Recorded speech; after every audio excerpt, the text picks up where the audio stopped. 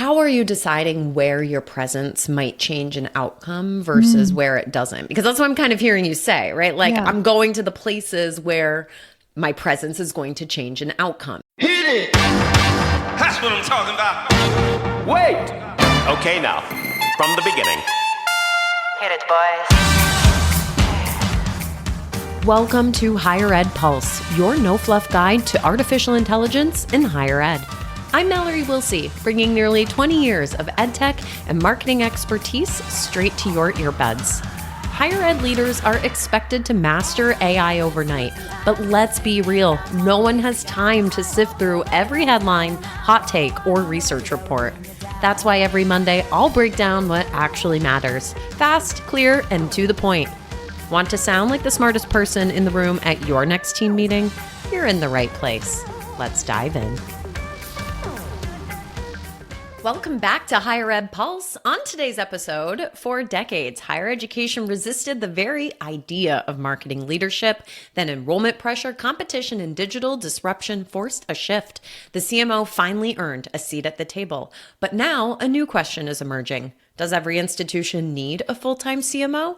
Or do they need the right level of leadership at the right moment? Here to unpack this with me is Jaime Hunt, founder of Solve Higher Ed and a seasoned higher ed marketing executive who has lived every chapter of this evolution from centralized comms to cabinet level CMO and now works as a fractional CMO for colleges and universities. Jaime, welcome to the Pulse. I'm so happy to be here. I'm so excited for our conversation today. Me too. It's always great when we can cross-pollinate the enrollment or the Enrollify waters. Yes, I love it. Yeah. So I was going back and forth with you at the end of last week. We're recording this a few days after that crazy snowstorm hit, y'all. And Jaime was looking for Atlanta airport recommendations, which I just happened to be in the Atlanta airport. So Jaime, like, where did you wind up spending your afternoon? So I ended up having a 3.5-hour layover in Atlanta. It was fine. I believe mindset is reality. So I was like, this is my time to go wander around and explore it. And I found a James Beard award-winning restaurant and had a multi-course meal. What? It was phenomenal. It was dessert, cocktails. It was amazing. Wow.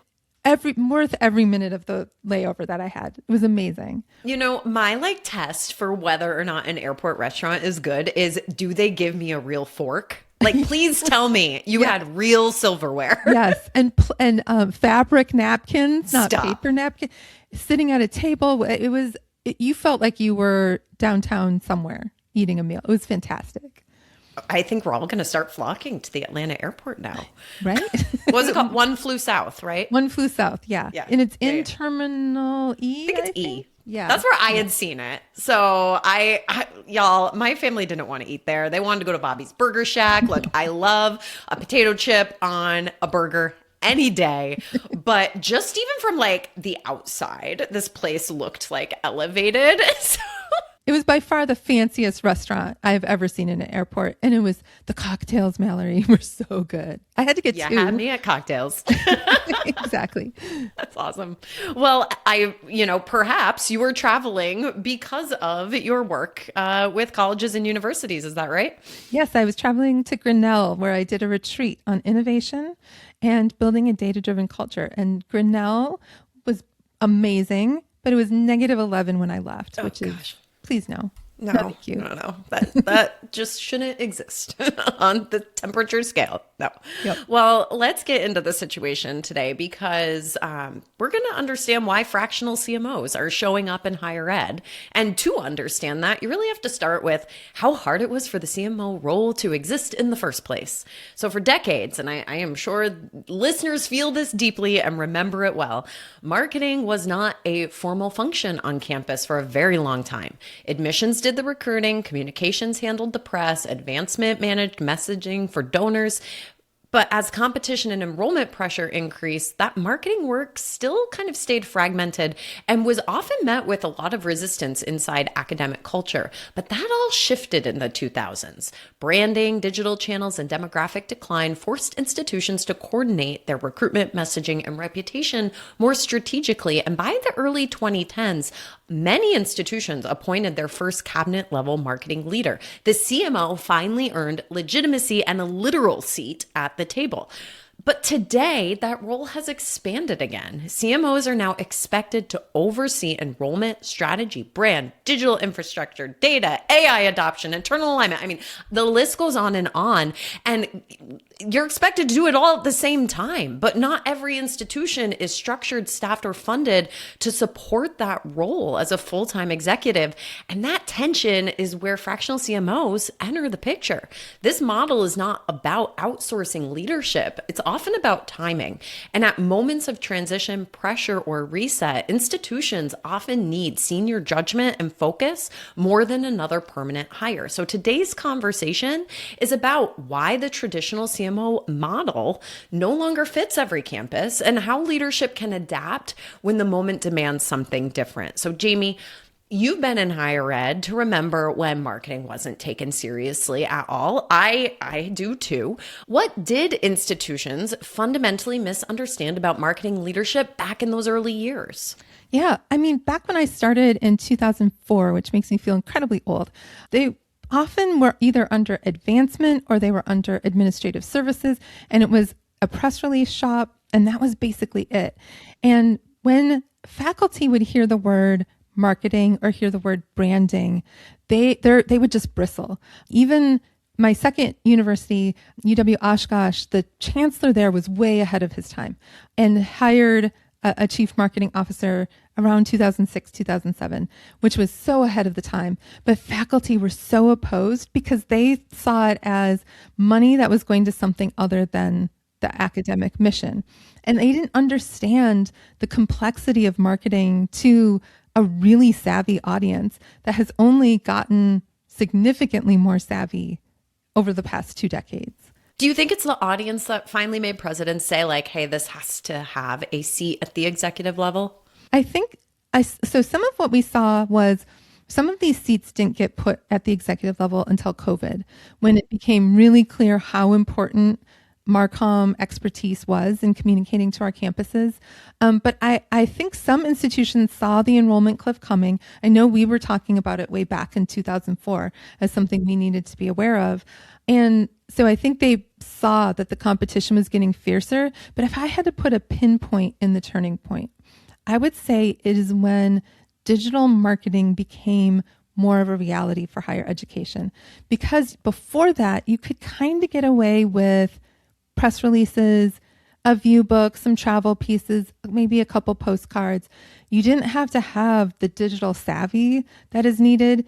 You didn't have to necessarily have the level of strategic thinking that's needed until that entered the higher ed experience in terms of marketing. So I see that as really pivotal. Quick pause because this is too good not to share. The AI Engage Summit brought to you by Element 451 is coming up, and yes, it's 100% free and completely virtual. Happening February 10th and 11th, this 2-day experience is built for higher ed leaders who want practical AI strategies, not buzzwords. We're talking real use cases, live demos, and frameworks you can actually put to work across enrollment, marketing, advising, and operations. Head over to element451.com or check out the link in the show notes and snag your spot. Now, let's get back to the show. Yeah, I was living that. I was living that as a college student and then as an early admissions counselor turned social media strategist because I was the young one in the room who had a Twitter account. Right place, right time. Right. And I remember, because I made the transition into the marketing office at that time, that those kind of first CMO roles were either like built on top of communications, admissions, or even advancement. And it really depended where they were nestled under. And I have to wonder if these like first gen CMOs were kind of set up to fail because of the expectations they were growing out of, but still like hampered by top down. I don't know. What do you think about that? I really do feel like that's true. Because I feel like in that time, there was sort of this legacy of doing things the way we've always done it, which higher ed is so so in love with doing. But they weren't necessarily getting the budgets to do the staffing that was necessary for the pivots.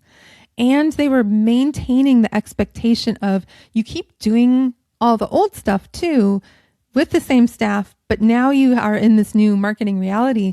And you're absolutely right. That absolutely set CMOs up to fail. How could you be successful if you didn't have the resources and the staffing and the knowledge needed? And Mallory, I'm going to be honest. When I was last at a campus and I looked at what the state pay bands were for certain roles, it looked like it was 1998. I mean, it was like multimedia videographer type folks. It was like $38,000 to $45,000.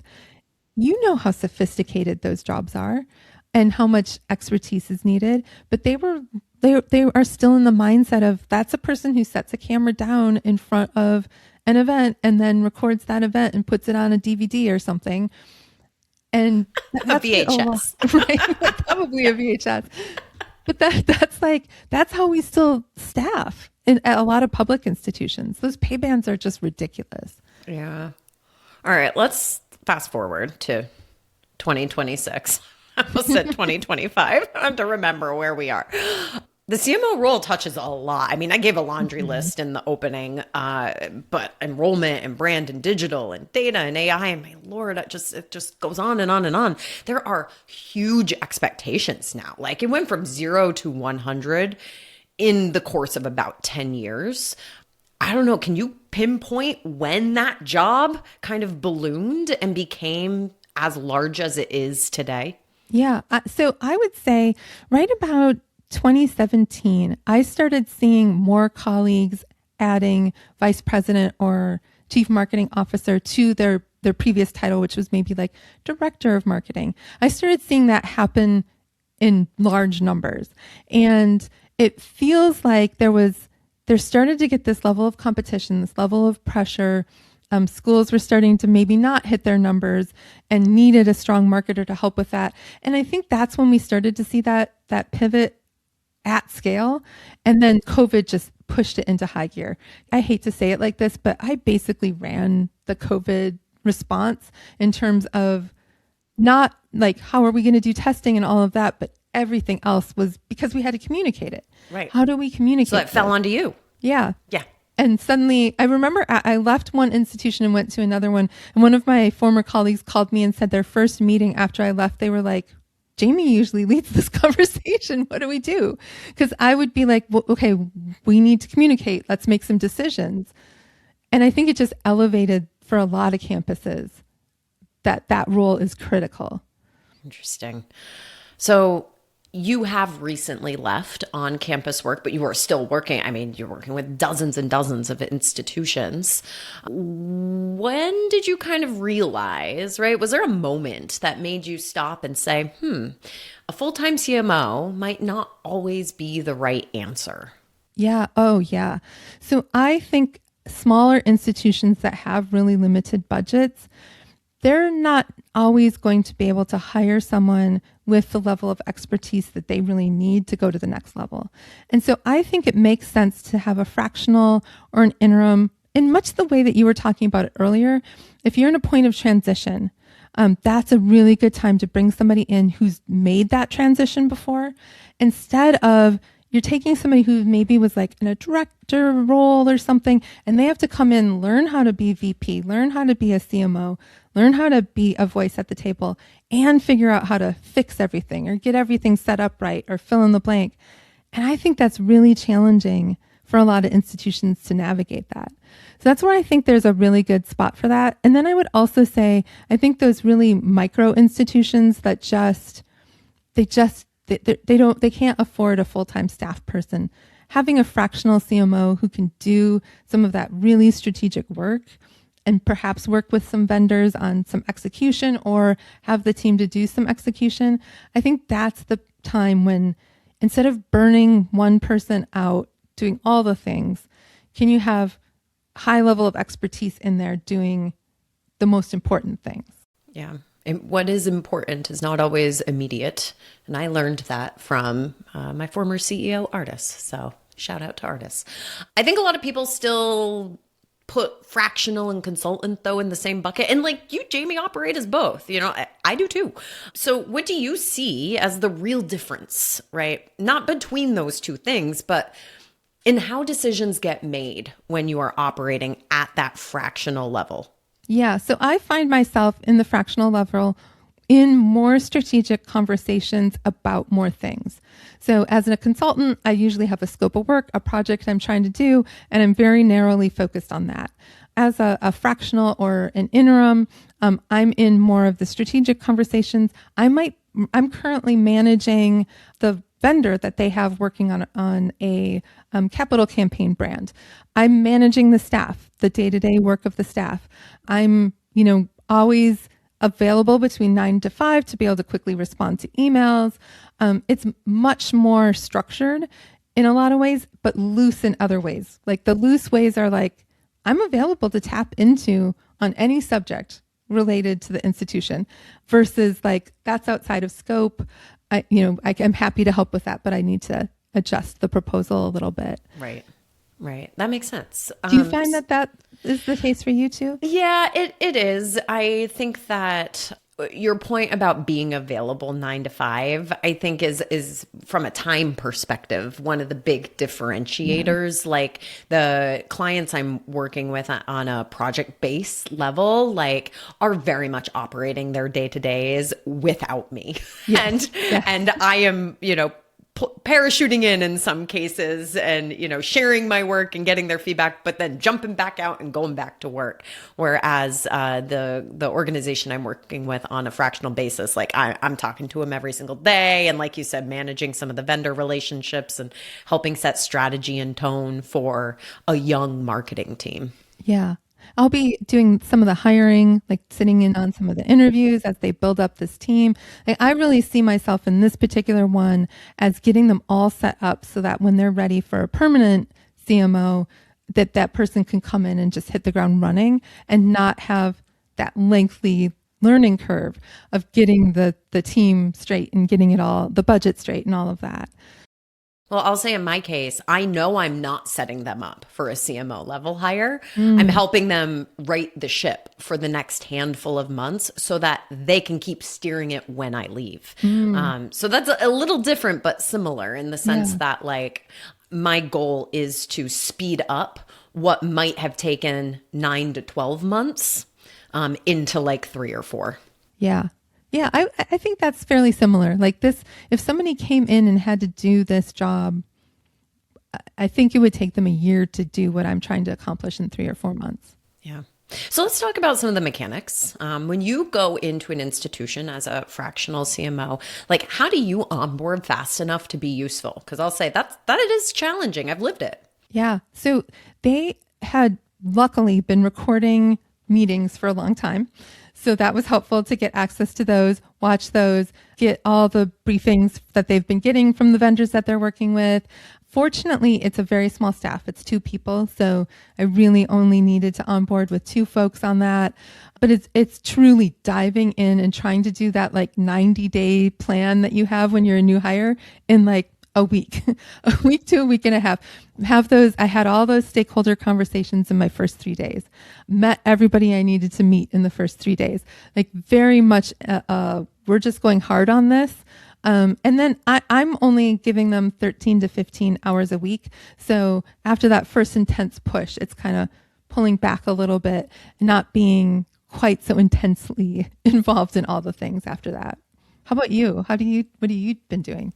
Yeah, I similar. A lot of stakeholder conversations. A lot of my work with this particular client is around updating their brand and messaging, getting them ready for entrance into new markets.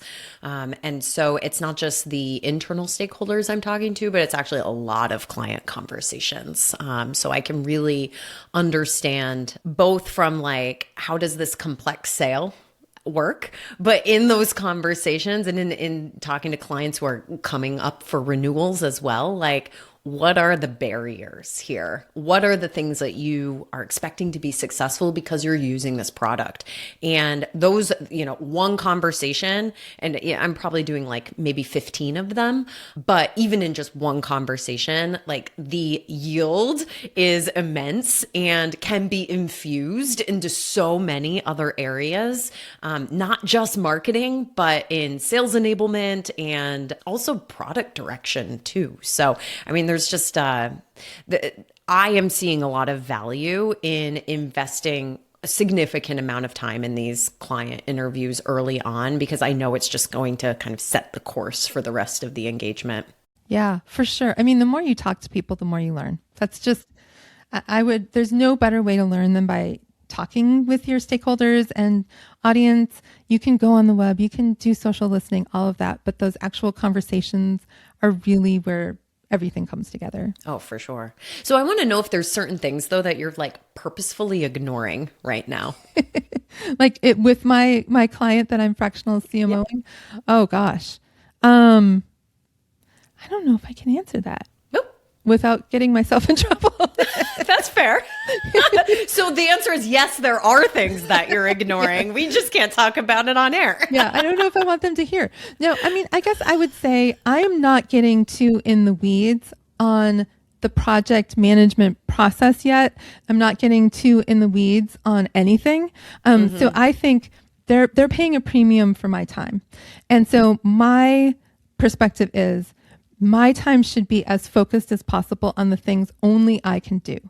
So if there's stuff that somebody else on the team can do, they should do that. Or if it's something that can wait, that should wait. They shouldn't be paying me what they're paying me to do stuff that an admin on campus could do.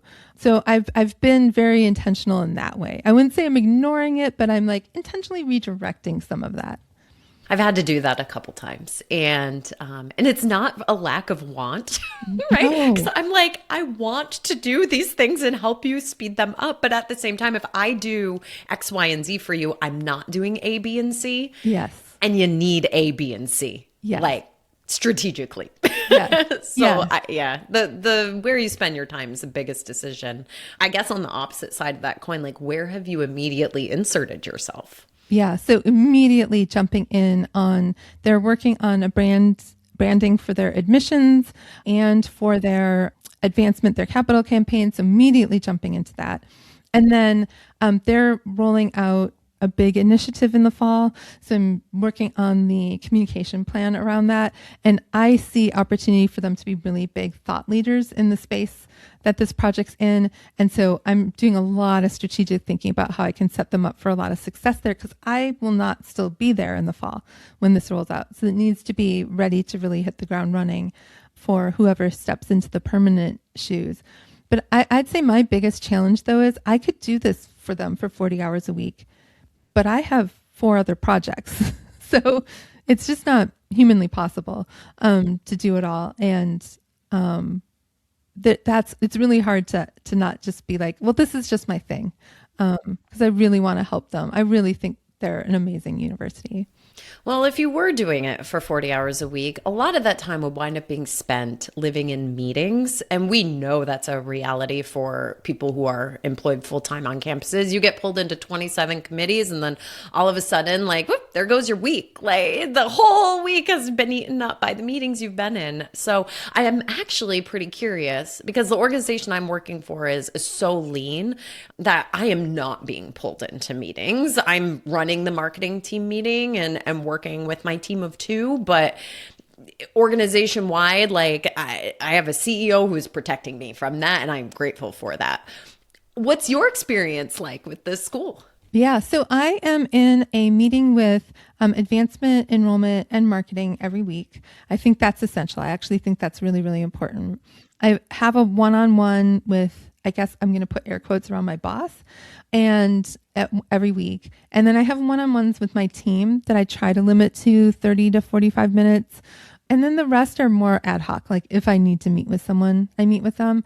And that's working because I think you're absolutely right. If I spend my whole time in meetings, what work is getting done? Right. Yeah. What'd they hire you for? Right. Not to sit in meetings. And I think the meetings that I do are ones where I can provide some strategic value in, not the like, let's have you on a committee to talk about a thing that we're going to talk about for 9 months and never do anything with. So how are you deciding where your presence might change an outcome versus where it doesn't? Because that's what I'm kind of hearing you say, right? Like I'm going to the places where my presence is going to change an outcome. So how do you make that decision? Yeah. So this particular team doesn't have anyone with marketing expertise at all. So basically anything that I'm thinking is going to impact the brand is going to impact the success of their enrollment or capital campaign. Those are the things that I see as priorities. Now, the client can decide, no, that's not what I want. We are in sync on this. And my contract is really, really clear about what type of work I'll do and what type of work I don't do.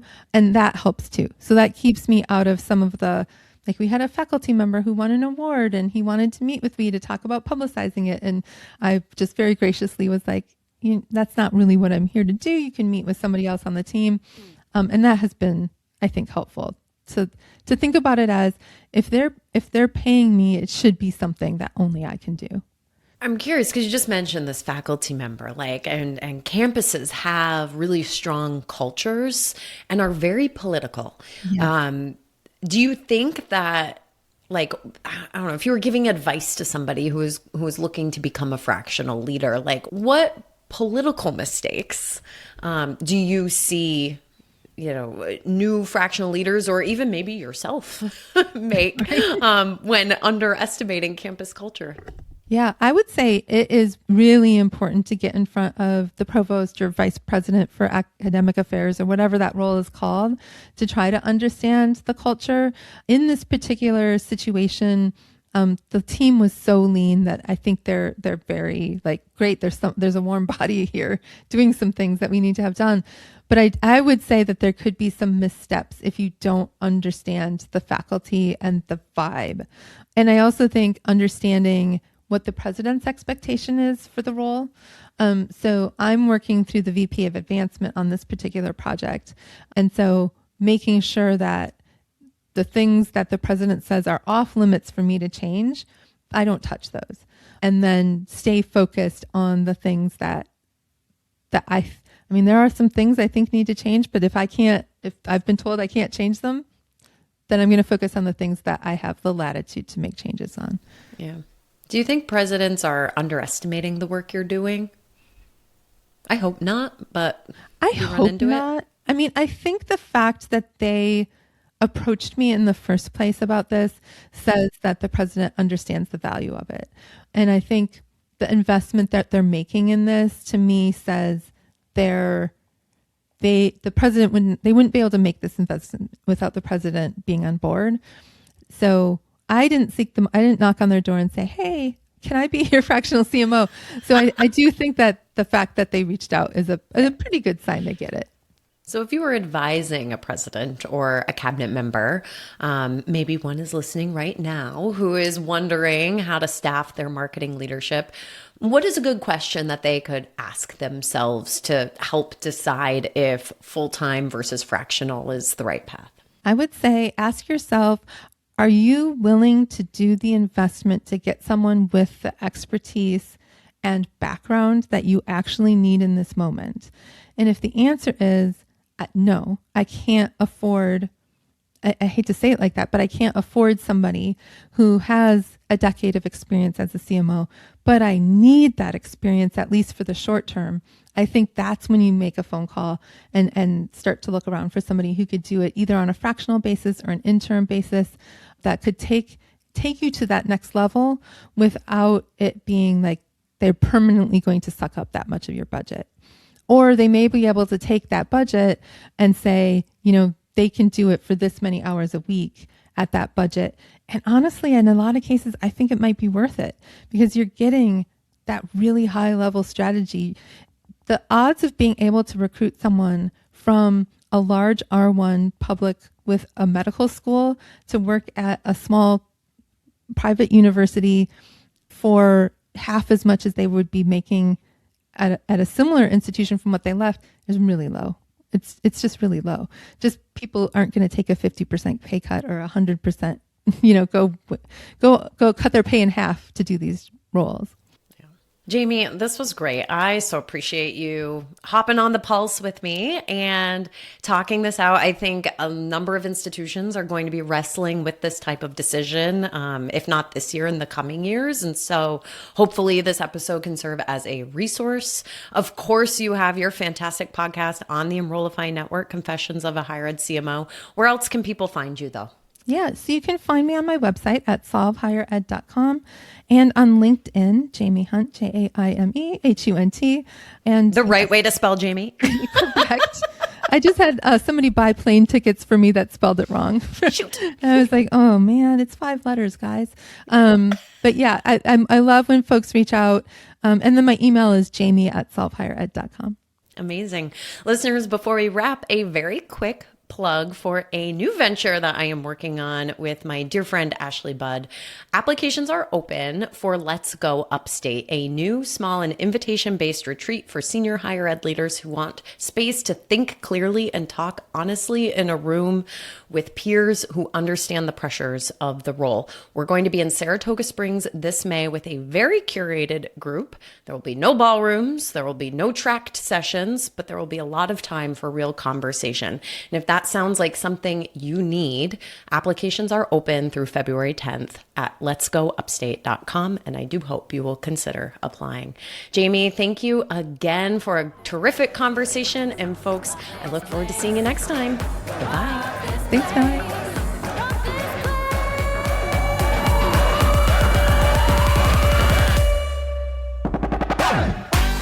Thanks for listening to the Higher Ed Pulse. The show is a proud member of the Enrollify Network, home to Higher Ed's largest collection of podcasts.